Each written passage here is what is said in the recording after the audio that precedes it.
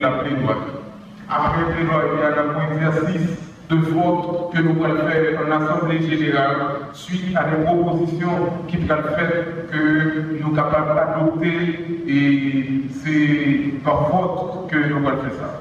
C'est à noter, à signaler également que si autrefois, pas de front, pas de rassemblement d'étudiants, comme si vous discutez la cause des étudiants, des barrières à passer dans la faculté, dans l'entité, que nous jugeons insupportables et nous jugeons pas les souillons ensemble pour que nous soyons capables non seulement finir de discuter, mais prendre des résolutions et puis faire des voix jusqu'à ce que qu'il y ait des solutions qui portent après une résolution que nous-mêmes nous finissons dans l'Assemblée.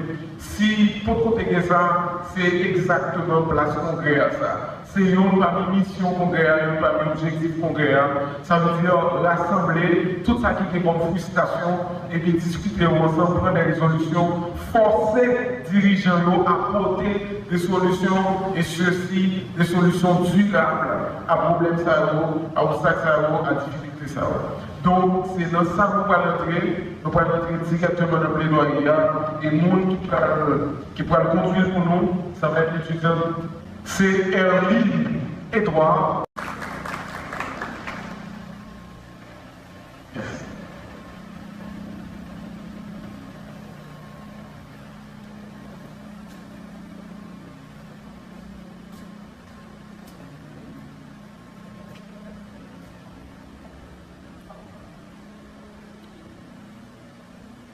Cursus dans mon domaine d'études, développement personnel et économique de l'étudiant à l'instant. Monsieur le Président, Mesdames, Messieurs les membres du Congrès, Mesdames, Messieurs les ambassadeurs et ambassadrices, j'ai le privilège de plaider de cette affaire devant le Congrès des étudiants du Nord dans le cadre d'un constat qui suscite bien des débats dans les locaux des universités, tant par les étudiants que par les professeurs. Je veux bien parler de la question du cursus et les contraintes du développement personnel et économique de l'étudiant haïtien. Pour bien illustrer cet état de fait, prenons le cas de mon domaine d'études, à savoir la psychologie. Aujourd'hui, j'aimerais attirer l'attention du Congrès sur les faits suivants. Premièrement, la licence en psychologie est un diplôme universitaire qui se prépare en 3 ans après le bac. Elle correspond à 180 crédits européens organisés en 6 semestres selon la CIDJ. En licence en psychologie, on étudie les concepts fondamentaux des différents champs de la psychologie, à savoir la psychologie sociale, la psychologie clinique, la psychologie cognitive, la psychologie du développement, la psychologie du travail et des organisations et tant d'autres.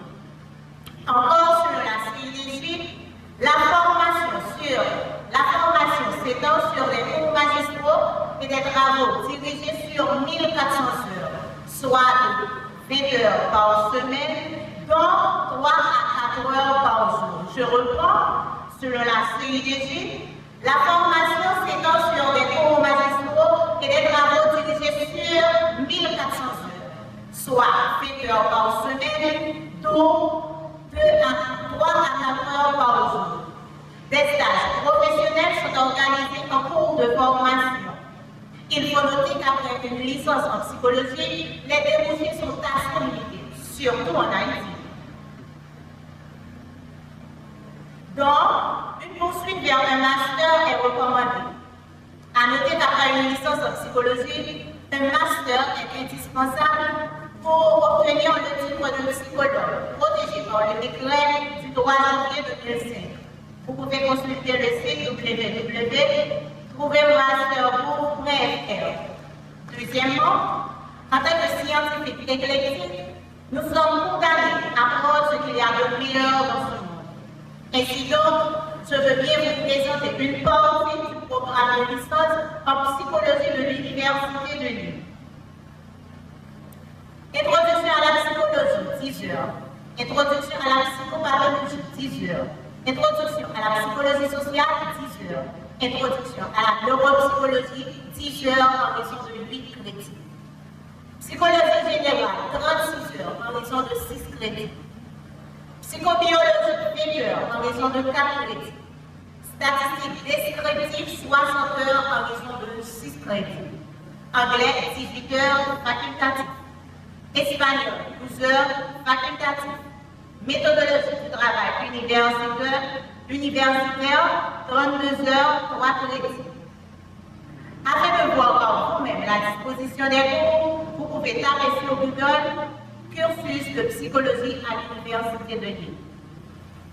Hélas, la réalité est telle dans mon domaine d'études, je prends des cours, ou devrais-je dire, nous prenons des cours de 8h à 6h PM. Une disposition qui nous empêche de faire autre chose qu'étudier, ce qui gâche totalement la force du travail de notre jeunesse pleine de foudre. C'est comme si c'est un complot au plus haut niveau pour gaspiller le temps des jeunes haïtiens qui choisissent d'étudier et de leur décourager du même coup. Et pourtant, si l'étude était de 20 heures par semaine, en raison de 3 ou 4 heures par jour, nous pourrions non seulement entreprendre quelque chose, mais également aider nos familles à gérer certaines exigences. Mais ils ont tout gâché. Et le pire, c'est avec des cours, dans le plus souvent des cas qui n'ont rien à voir avec notre domaine d'études. Et ceci va nous tomber dessus lorsque nous décidons de poursuivre les études, nos études, et la majorité des universités étrangères nous dit, mademoiselle, monsieur, votre cursus n'est pas adapté.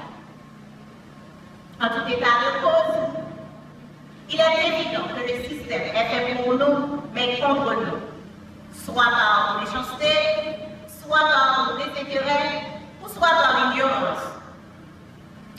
Étant petit sur les bancs de l'école, on nous dit que nous sommes l'avenir de notre pays.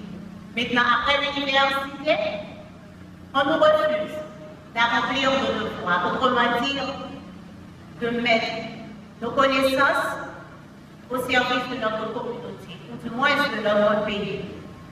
Maintenant, nous qui sommes l'avenir du pays, nous devons œuvrer pour changer ceci. Et je pense que nous devons commencer par ce problème. Et si donc, je propose, mesdames et messieurs, les membres et ambassadeurs du Congrès, de comparer les cursus, de monter une commission scientifique qui aura pour principale mission de comparer les cursus, de les standardiser, les adapter à notre réalité et de les proposer à nos dirigeants, tout en espérant que l'éthique et la conscience professionnelle résident toujours chez nos intellectuels dirigeants. Œuvrons ensemble sur cette voie, car je suis convaincue que toutes nos facultés souffrent de ce mal. Pour finir, je vais bien citer une fois une personne que je respecte beaucoup et qui disait que chacun prenne ses responsabilités. Sur ce, je vous demande donc d'adopter cette proposition. Je le reprends. Sur ce, je demande donc au Congrès d'adopter cette proposition. Merci.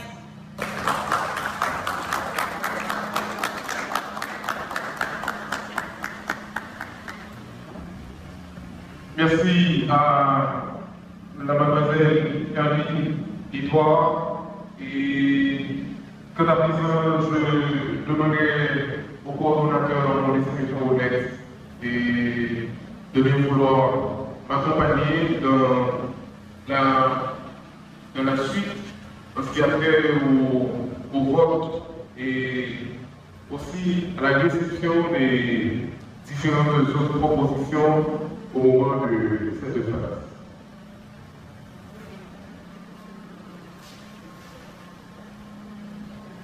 Bien, merci de maître de cérémonie.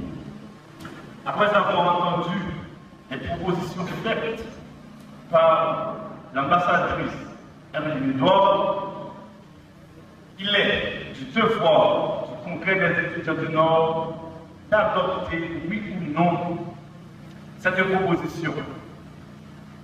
Et si j'ai bien entendu, la proposition est telle. Le Congrès des étudiants du Nord, montons ensemble une commission scientifique qui aura pour principale mission de comparer de standardiser, de revoir les cursus des universités, les cursus de chaque faculté.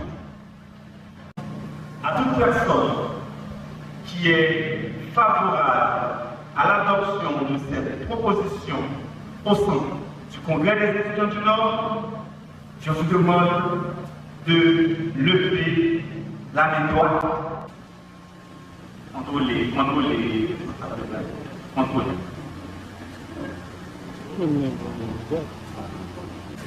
Maintenant, nous demandons à toute personne qui est contre cette proposition de lever la main droite, s'il vous plaît.